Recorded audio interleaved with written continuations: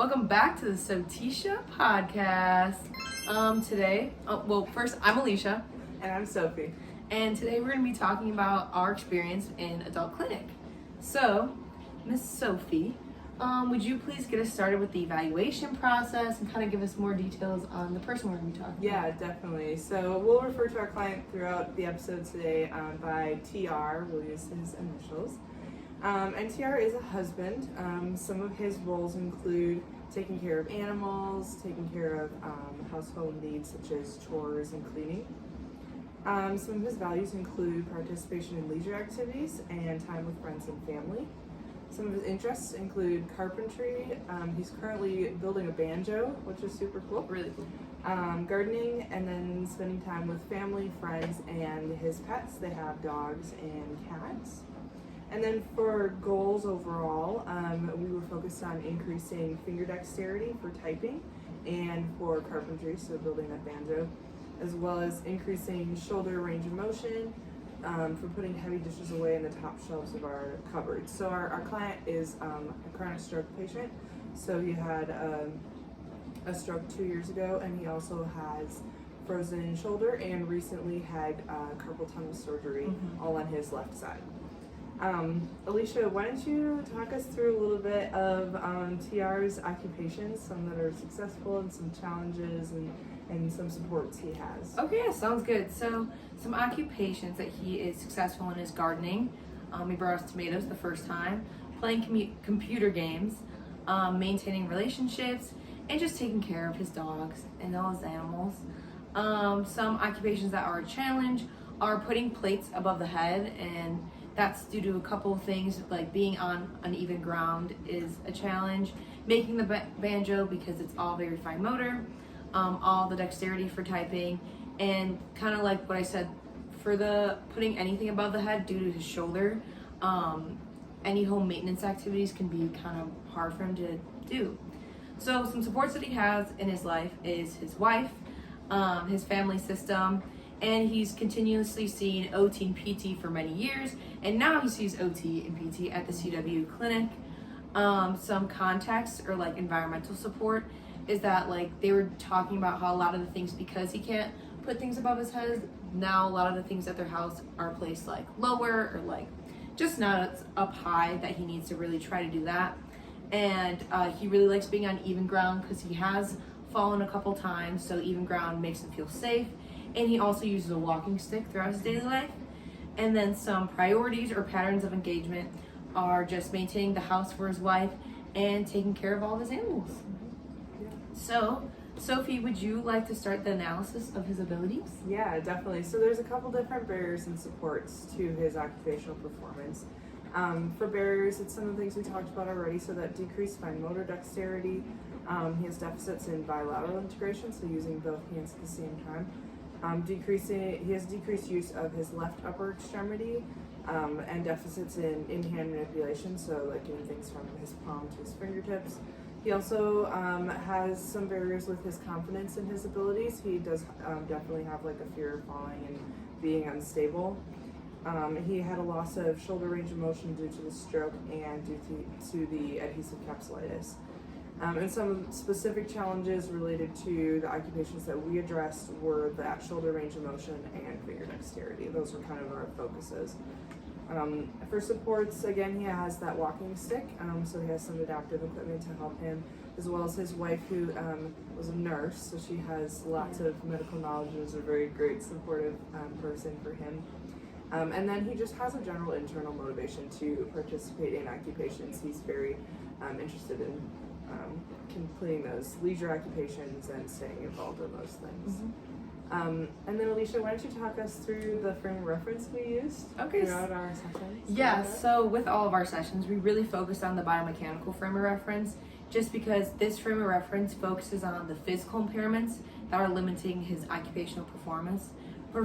So kind of like what we said, his impairments from his medical history are like the adhesive capsulitis, he's very increased muscle tension, and he has an improper scapulohumeral rhythm, and he has decreased use of his fourth and fifth fingers on his affected side.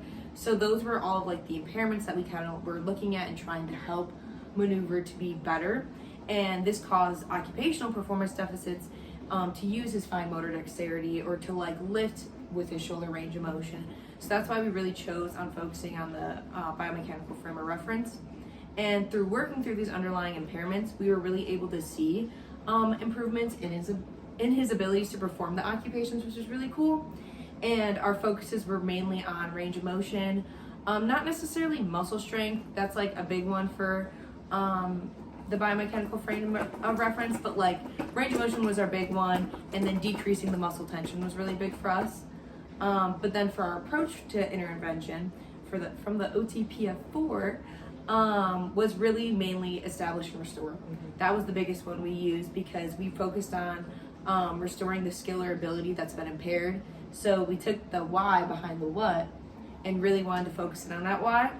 And so that's like restoring his ability to flex his shoulder effectively. So we really focused on doing myofascial release and things like that, so he can like flex his shoulder, and then restoring his ability to use all of his digits. So we really focused on the use of all of his digits by like flipping activities and things like that. So he got used to really incorporating that into his everyday life. Yeah. But Miss Sophie, would you like to talk to us about any like the implementation of all these things? Yes, definitely. So overall, the interventions that we chose, we had a really wide variety of different types of interventions, specifically like ortho and neuro-based interventions. And we picked ones that addressed all aspects of the client's occupational performance and provided a really like holistic client-centered approach. As far as specific interventions, we did a lot with heat modalities to relax the scapular and shoulder muscles. We did scapular and shoulder joint mobilizations, which was especially helpful for the shoulder joint because of that adhesive capsulitis. We also did scapular stretches, in-hand manipulation activities, so that was a variety of different things. A lot of things with like coins, teaching him like if it's in your palm, how to get it to his fingertips and move it around. And we also did some scapular myofascial release and finger myofascial release. We found a lot of research on that for chronic stroke patients and saw a lot of great things with that. We did use a bilateral ergometer one day to kind of get the blood flow to his upper extremities before completing a weight-bearing activity. So we did a weight-bearing activity with a ceiling lift to get that proprioceptive information for the left upper extremity that he doesn't normally get because he uses that right side a lot more, to kind of build those neural connections between the brain and the left side of the body that he had lost post-stroke. We also did some typing games, and then we had a whole session on home education, so taking those interventions we were using and teaching him how to do them at home, and then also fine motor precision activities. And then as far as theory goes, as we previously mentioned, we use the biomechanical frame of reference. So we just focus on like the root physical cause of the deficit, and work to improve that with the overall goal of improving function then afterwards. And so we chose all of our interventions kind of based on that frame of reference. And then overall, our client did not reach our originally identified goals. However, he did show improvement over the 6 weeks, which was so cool. He's really far post-stroke, so it was not super likely that we would get any extreme improvements. However, the improvements he did show were super encouraging.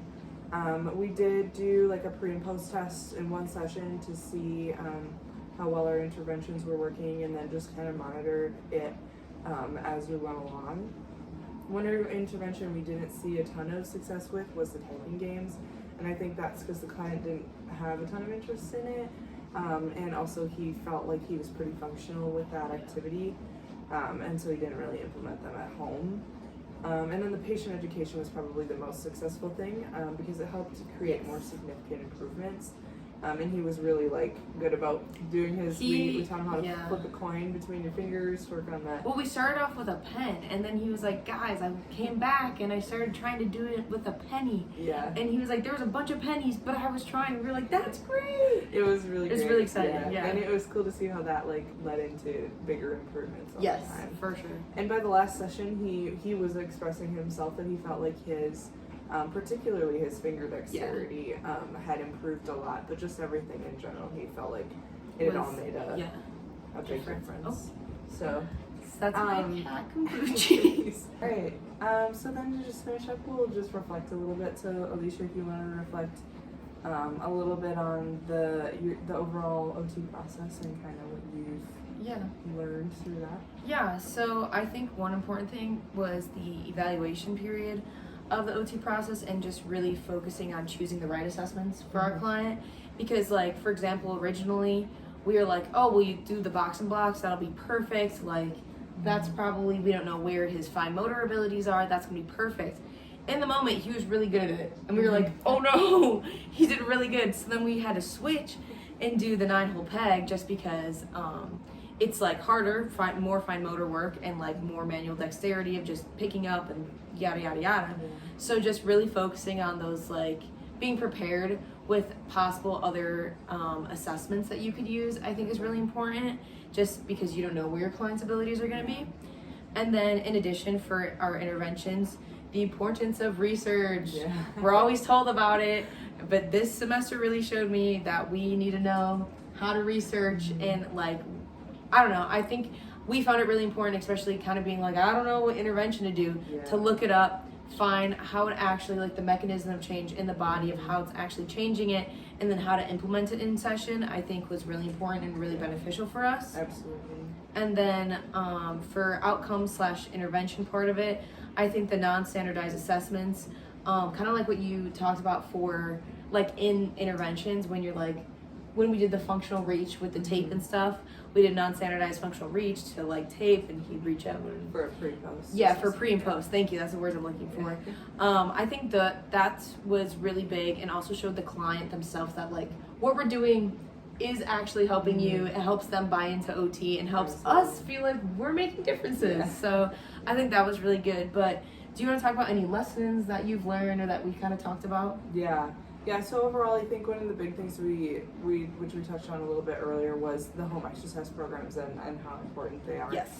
We only see clients we're only seeing him for 45 minutes a week, once a week, and so that's like a very short amount of time for us to be able to make any lasting differences. So giving a program to your client that fits their needs, and especially like we gave them like a visual handout with like pictures of how to complete the different activities. That can make a really big difference. That was a huge thing. And then also education. Our knowledge of things is very different than our clients' knowledge of things, and so being able to explain to them, this is why we're making you go on all fours and lean on your left arm with a ceiling lift, so explaining why we're doing what we're doing is really helpful, because it helps with that buy-in again, and then also educates them so that when we say these are the things we're giving you to do at home, they know why and they're willing to do them. And then also just safety. Our client had some different balance things that we were slightly concerned about, so we just wanted to keep that in mind while doing different interventions. So for example, we used the ceiling lift during the weight bearing activity, just to provide the extra safety measures so that if there was some balance anything happened, he felt prepared. Safe. We were safe. We didn't have to worry about any injuries through that. And then also just flexibility.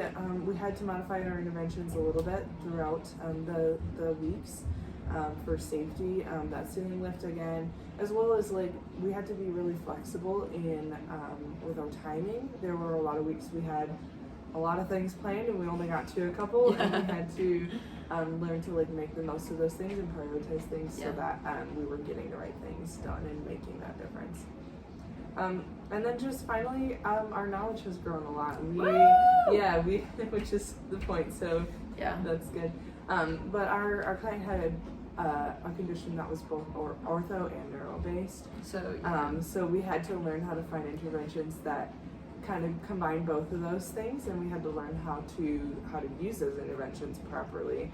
And that required a lot of like sitting down and researching it beforehand and talking and making sure we understand and learning from our clinic supervisor and stuff. So that was really, really helpful, and I personally feel a lot more confident. Me too. So that was our client TR. We learned a lot from him. He was a super cool guy. And I'm really glad we got to work with him. So thank you. Woo. Bye.